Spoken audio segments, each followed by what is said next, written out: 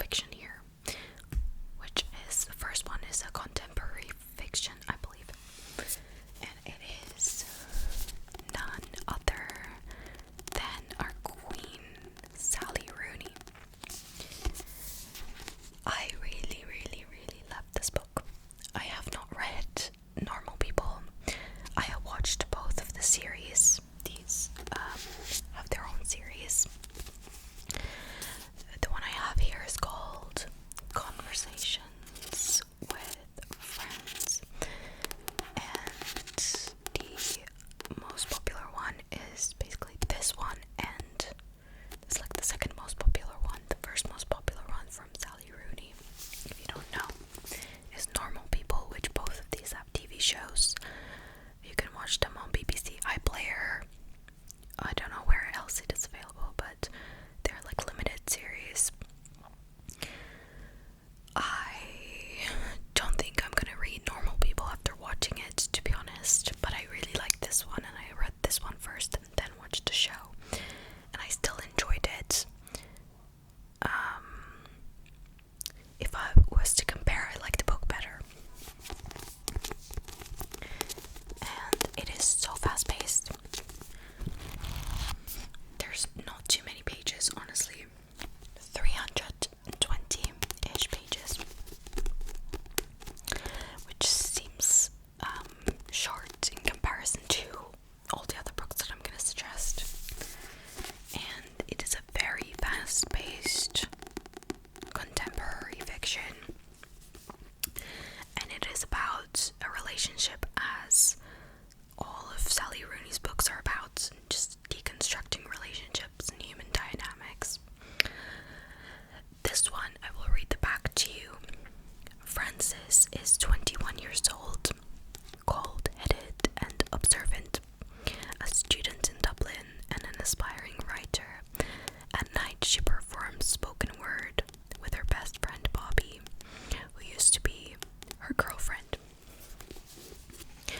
When they're interviewed and then befriended by Melissa, a well-known journalist who is married to Nick, an actor, they enter a world of beautiful houses, raucous dinner parties, and holidays in Brittany, beginning a complex ménage à quatre.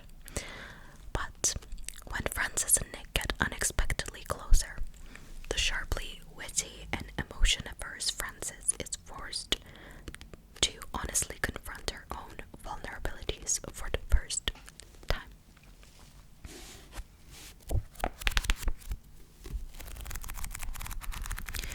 I'm pretty sure this is her debut novel.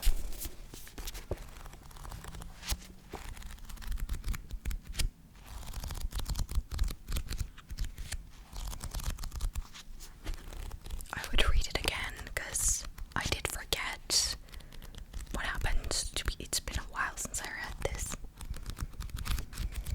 but I remember thinking about it for many, many days after.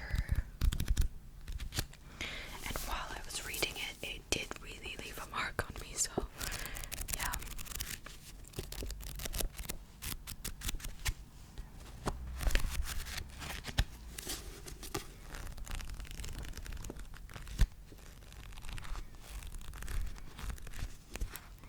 And apparently I thrifted this for $150, which is amazing. But yes, this is a really good one. Next book I haven't read before, or yet. It's from a very popular author, Leigh Bardugo. Sorry, I think it's Lee, not Leigh. I'm always confused with her name. It's Leigh Bardugo, and she has written another series that I'm going to suggest later on. But she's very, very popular in the fantasy, young adult fantasy genre. And this is one of her series. First book of the series. This is a dark academia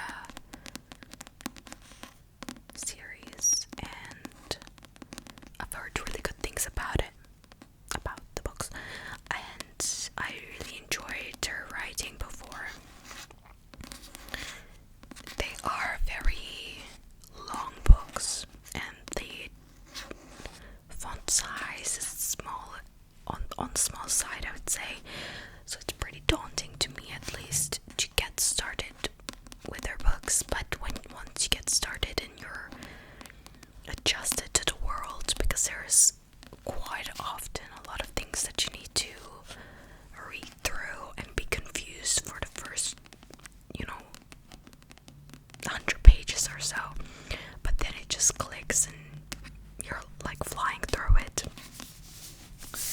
I would say her other books were a good mix of description and storytelling, as well as like dialogue, which I like a lot of dialogue as well as description. I need a balance, you know. I can't just read description because that I get bored. So it's good mix, I would say. And this one actually takes place in an Ivy League school, at least at Yale. Galaxy, Alex Stern, is the most unlikely member of Yale's freshman class, a dropout and the sole survivor of a horrific unsolved crime. Alex was hoping for a fresh start, but her free ride comes with a catch. She has been tasked with monitoring Yale's secret societies, notorious haunts of the rich and powerful. Honestly, this is based on like the true secret societies of Yale, and I think other Ivy Leagues in America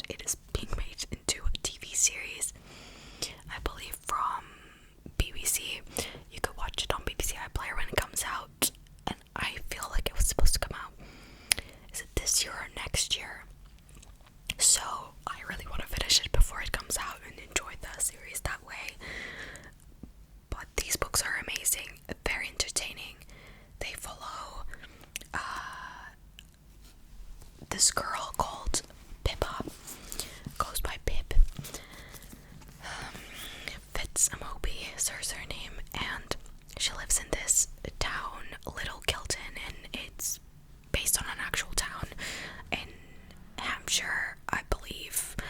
And like if you Google it, and I believe that the US actually changed the names of the places. So if you have the US copy and you're thinking to yourself like, wait a minute, like the places are named different things, it's because they changed it actually when they published it in the US. I'm pretty sure. Maybe not all of the copies, but I'm pretty sure for the US they changed the names, so it would be like across states, not across counties, for example, or they changed the names of the places to make it more American friendly. Nice touch, I guess. But yeah, so in the first book, Pippa goes on to solve a murder that happened a few years ago, maybe like 6 years ago. And there are some unlikely friendships that are made. I don't want to ruin anything and give you a spoiler accidentally, because it's so fresh in my mind, the second book. And obviously on the second book the story continues and there's another thing to solve.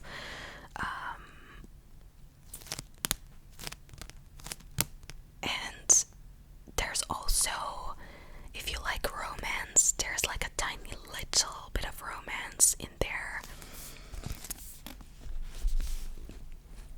There's not a lot of like, there's a few friendships.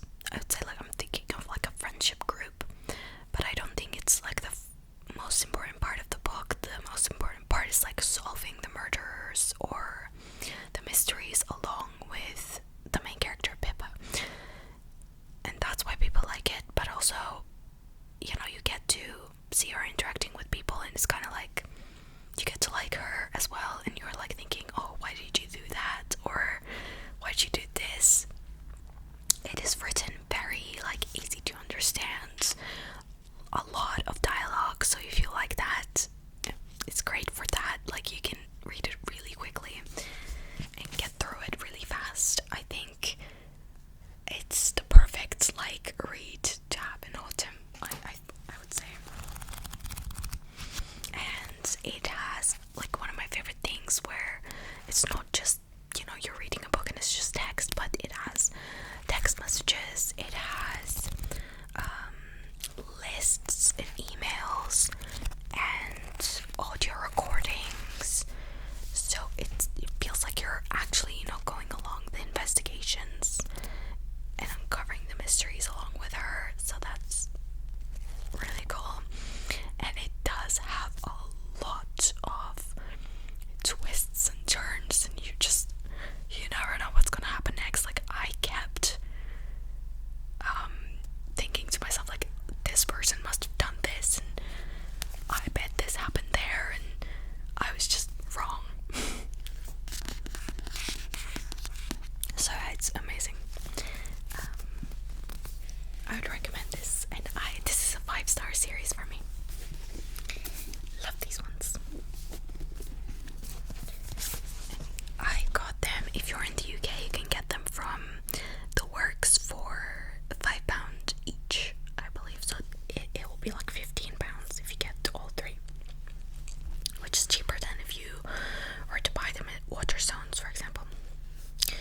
The next one, I'm pretty sure you can also buy it from the Works. I love these as well. I have not finished them yet. Yes, I have been procrastinating. Another series that is perfect. Absolutely, like, incredibly fitting for autumn or winter, actually, because there's like a winter setting at one point of this book. This series is again Leigh Bardugo, and this is the Six of Crows duology. I'm pretty sure you're supposed to read what's the other one? I have that book, but I have not read it. she's got so many.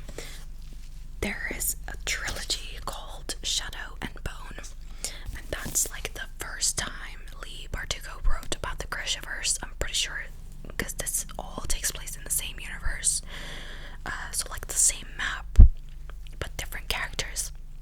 I'm pretty sure that in Shadow and Bone we have some of the characters that are mentioned in this book. So if you want to go at I don't know if it's, I'm pretty sure it's chronological. So if you want to go with a chronological order, you can first read that trilogy first, and then go into these. But a lot of people say that Six of Crows duology is much better than that, and you do not need to read the trilogy in order to read the duology, if that makes sense, because I haven't, and you understand everything because there are a lot of new characters introduced in this one. It is kind of like you're thrown into the story when this is like the first book, and yeah, it's got the nice metallic, and I have creased back. Yes, I have read this a while ago, and look, it is a very, very thick book. Loving the camera right now. It is a very thick book, so you will probably end up creasing it, but I had so much fun reading this, and my favorite character has to be, unfortunately, even though he's like the worst, I love a bad boy, and I love Cass. I love Jasper. I love everyone, but some of them are like really annoying. Like if you read this, to me, Nina and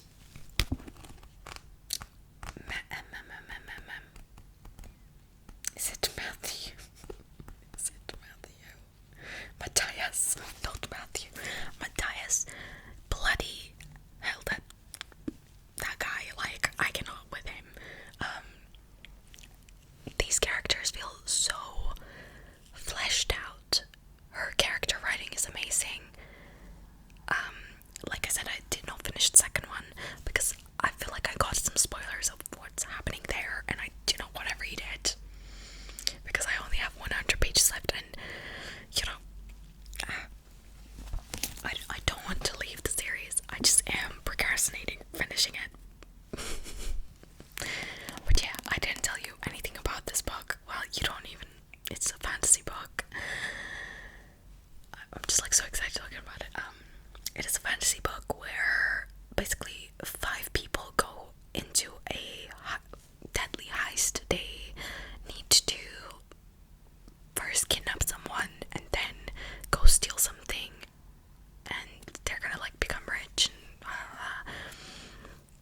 but it's much more than that. They are also trying to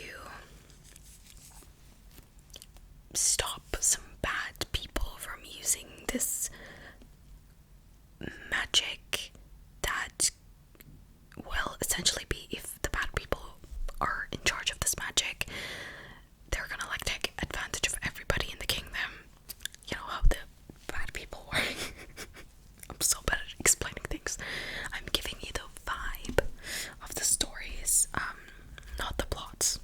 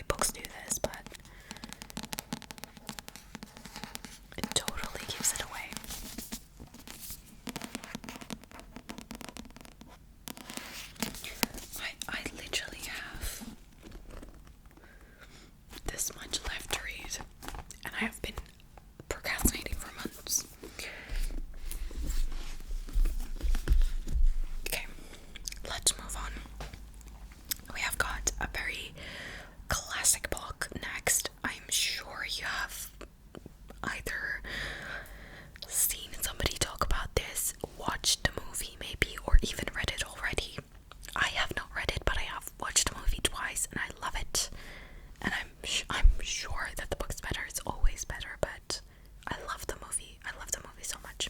It's a 10 out of 10 movie. And excuse this sticker that didn't come out. It's Gone Girl by Gillian Flynn. A lot of people say that Gillian Flynn's other works are superior than this, but honestly, it's because I really, really love the movie that I will recommend this to you, because I believe you'll have fun. It is a dark story. It's about a woman who disappears on the morning of her and her husband's 5th wedding anniversary. Our characters are Amy and Nick. The police immediately suspects Nick of, having something to do with the disappearance of his wife. And basically all of the fingers are pointed at him, and then you just go on and uncover the story. Like, if I do not want to spoil anything, it is amazing. It's just a lot of secrets are being uncovered about their relationship. Who is the good person? You're trying to decide, like, the whole time. Is Nick the guilty? Is Amy the guilty? Who is in the wrong? What is going on here? And what happened to Amy? Like, where is Amy? Amazing book. It is a bestseller, so I don't doubt that it's amazing to read as well. And it is about, I'm pretty sure it's about 400 something pages. 400, maybe even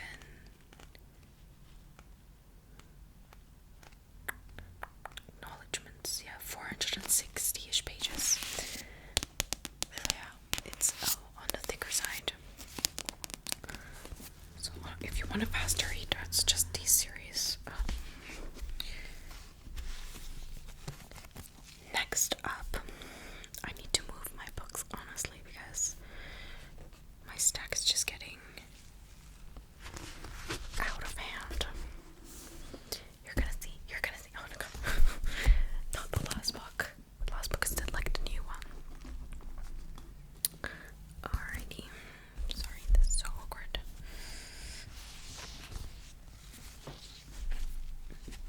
Next up, we've got, honestly, it is a classic at this point. It is by Donna Tartt. Donna Tartt, those who love her work, and just can't get enough of it, basically. And I have never read one of her books, but this is the one that I want to start with. And it gives off major fall vibes. This is The Secret History.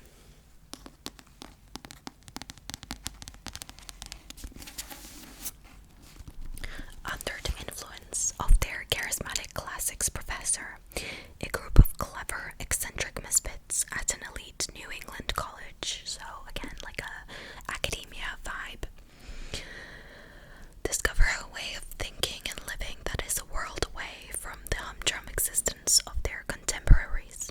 But when they go beyond the boundaries of normal morality, their lives are changed profoundly and forever.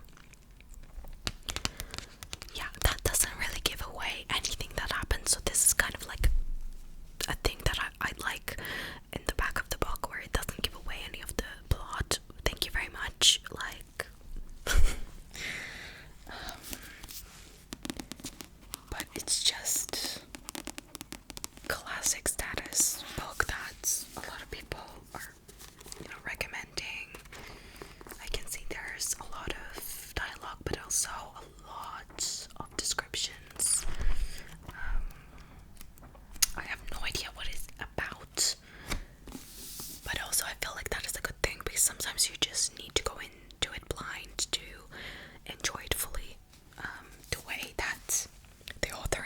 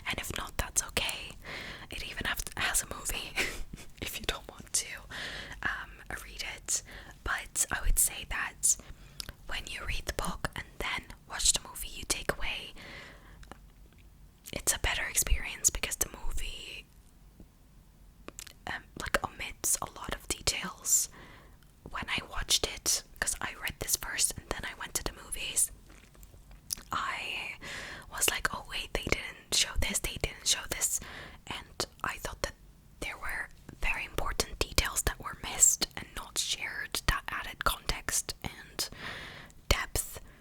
So yeah, I really loved the book though.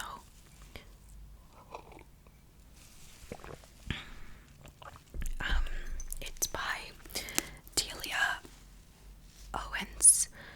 Now I think she has gotten into some controversy, and I have no idea anything about her. I don't know anything about her, but apparently it's something to do with like her son went to a safari and blah, blah, blah.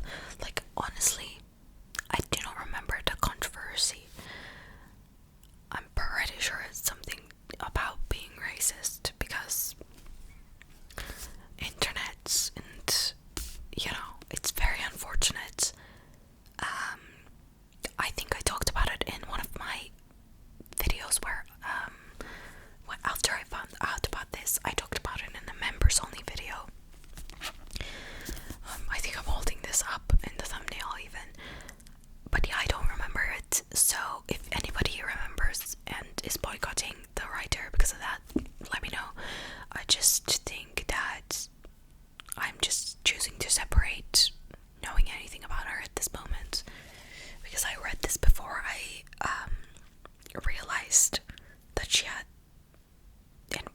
been involved in this controversy. So she is a nature writer, so she like wrote a lot about nature in magazines like, you know, National Geographic. So her description of the environment, she talks about the marsh in I think they're in one of the Carolinas, I'm not sure, and it is very rural. She talks about the birds and plants and everything, like as if it's alive together and as if it's part of like the story, and it is a person, and it really is the special thing about this book, her experience of writing about nature. And if you do not like very, very descriptive words and work, this probably won't be for you. But her prose is just amazing. Like the way she writes is just amazing. So I choose to just enjoy the work on its own. I'm not sure if the controversy is too bad or not, to be honest. But I just wanted to mention it. If you wanted to know, you can look into it. But it's a really good book nonetheless, and I love Taylor Swift's song called I think something Carolina. Can't even remember it now. It's like one of my favorite songs from her. It's played at the end of the movie, and I was just, oh my goodness, I was just like, and it stars the actress from Normal People. Yeah, so Daisy Edgar Jones, she stars in it.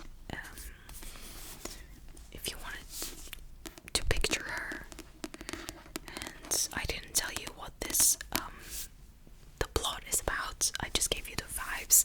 So if you care about the plot and not just the vibes, it says, for years rumors of the Marsh Girl have haunted Barkley Cove, a quiet town on the North Carolina coast.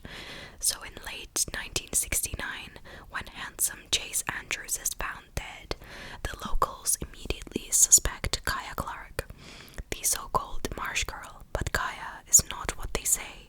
Sensitive and intelligent, she has survived for years alone in the marsh that she calls home, finding friends in the gulls and lessons in the sand.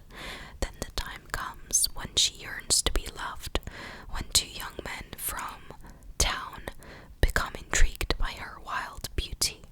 Kaya opens herself to a new life until the unthinkable happens.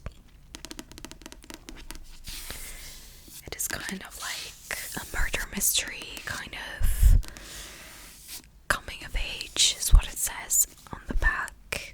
And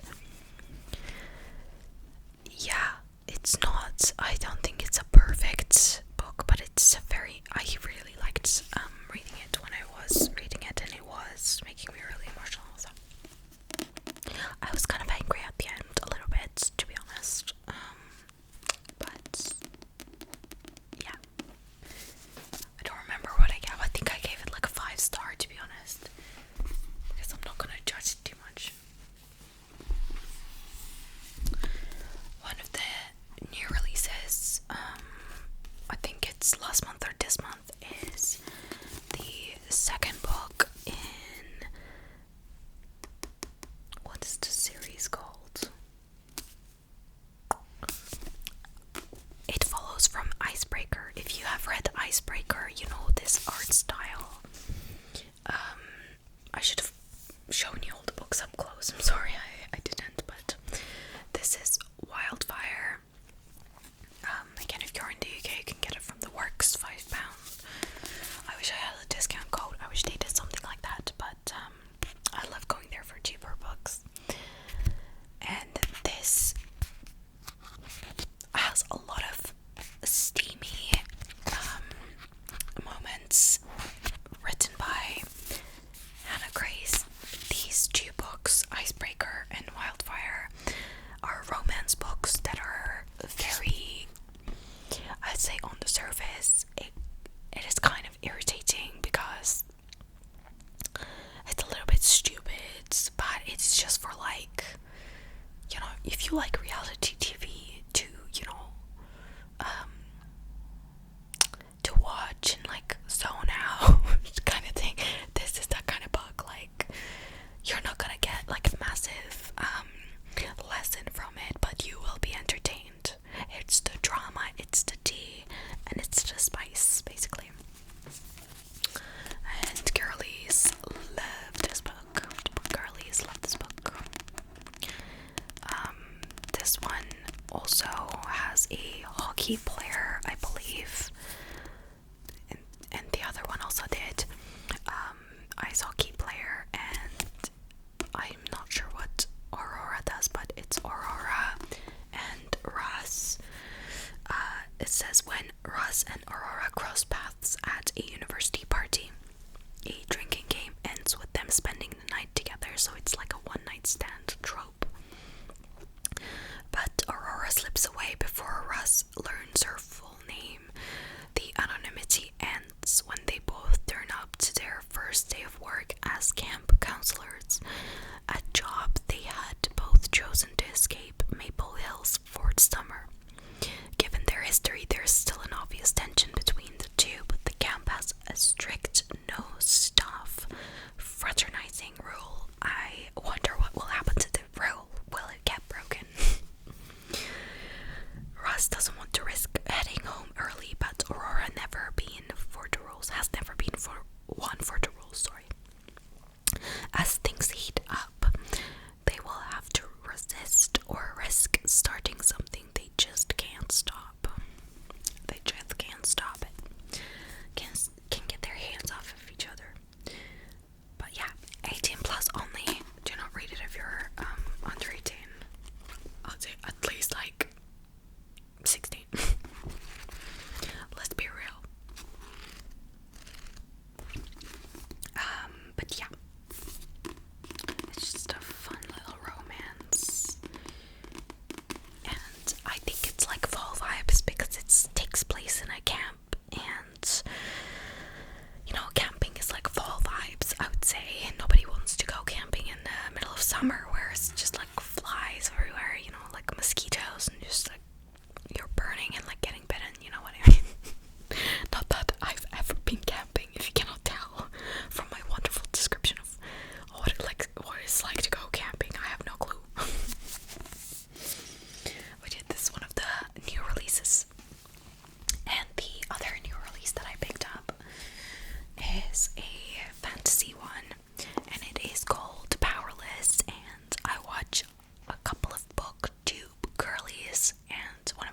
recommends is Sarah Caroli, and she always recommends this book.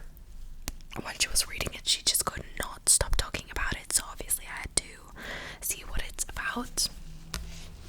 And it seems like one of these like enemies to lovers kind of books with fantasy. And let me just read you the back. It is by the author Lauren Roberts. Pretty sure this is her first book. There's a lot of debut authors in the past years, I'm pretty sure, because of the popularity of book talk and booktube and all the girlies. Like, I hate to break it to you, but girls do run the world. So on the back it says, the elites have possessed power for decades, gifted to them by the plague, while those born ordinary are just that, banished from the kingdom of Ilia and shunned from society. No one knows this better than Peyton Gray, an ordinary posing as a psychic to blend in with the elites, when she unsuspectingly saves one of the Ilia's princes, Kai Azer. I don't know. She's thrown into the purging trials, a brutal competition showcasing the elite's powers. If the trials and the opponents within them don't kill her, the prince she's fighting feelings for will, if he discovers that what Peyton is completely ordinary. Sure. And then here it says, hunted, hunter, destined for each other. I really love this design. It's giving fall vibes. It's giving poison ivy. Also, I love the design of the chapters. There is like a little floral design on every single chapter. Like, you can see these chapters, so it seems like short chapters as well. And there is double POV. You get both POVs, which is nice. Oh wait, there's actually more than double POVs. Sorry, there's way more. So Peyton, we've got another character. Wait a minute, cannot see. Ray and Peyton. Is there another one? Maybe it is just two. It is just two, I think. But yeah, the design is amazing, and the second book is coming out next year in May. So there's still time to read this and catch up if you want to get involved with the fun. I just wanted to start a new series that is honestly just like fun and not too complicated.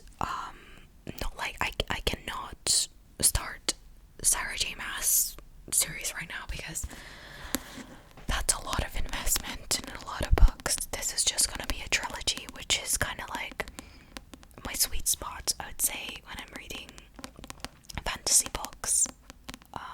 Unless I'm gonna be like starting as it's being released and just reading them. But yeah. Also, I'd say, like, of course, read Harry Potter. Like, it's fall, Harry Potter season. Like, watch the movies, read it.